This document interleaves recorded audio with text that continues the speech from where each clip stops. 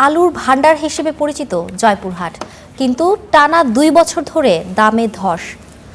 মন প্রতি আলু বিক্রি হচ্ছে 180 থেকে 250 টাকায়, যা গেল বছরের চেয়ে অর্ধেকেরও কম দাম। লোকসানের কারণে সরকারকে দুষছেন চাষিরা। উদ্যোগ নেওয়ার কথা জানালেন জনপ্রশাসন প্রতিমন্ত্রী। জয়পুরহাট থেকে আব্দুল্লাহ আল মামুনের রিপোর্ট। জয়পুরহাটের খ্যাতলাল উপজেলার বুড়াইল গ্রামের মামুনুর রশিদ গেল বছর আলু চাষ করে ক্ষতির মুখে ছিলেন। এবছরও চাষের জমি বাড়িয়ে আরও লোকসানের মুখে পড়েন। শুধু মামুন নয়, জেলার অন্যান্য আলু চাষিদেরও একই দশা। প্রত্যেক বছর লস খাবো, এভাবে আমরা কিভাবে চলবো আর কিভাবে আমাদের পরিবার চলবে?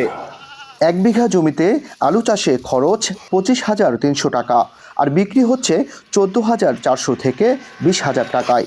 আর গেল বছরের তুলনায় চলতি বছর আলুর দাম কমেছে 65%।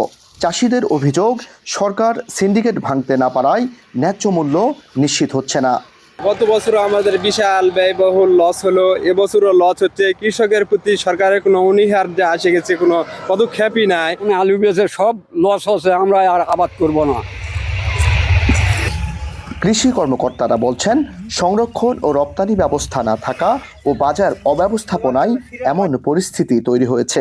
সরকারের প্রতি আমাদের একটা আবেদন থাকবে যে এখানে একটা আলু ভিত্তিক যদি শিল্প কারখানা করা যায়, যে এখানে প্রচুর কাঁচামাল হিসেবে আলু ব্যবহৃত হবে, এরকম শিল্প কারখানা আমাদের এখানে করলে কৃষক ভাইদের এই সমস্যাটা চিরস্থায়ী সমাধান হবে।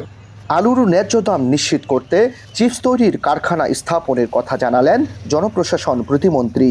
কৃষিভিত্তিক শিল্প স্থাপন করা হবে, অর্থাৎ আলু এখানে একটা অর্থকরী ফসল। আলু থেকে চিপস বা অন্যান্য ইন্ডাস্ট্রিগুলো করা গেলে একমাত্র আলুই এই এলাকার মানুষের যে অর্থনৈতিক যে কাঠামো, এটিকে বদলে দিতে পারে এবং সচ্ছল করতে পারে।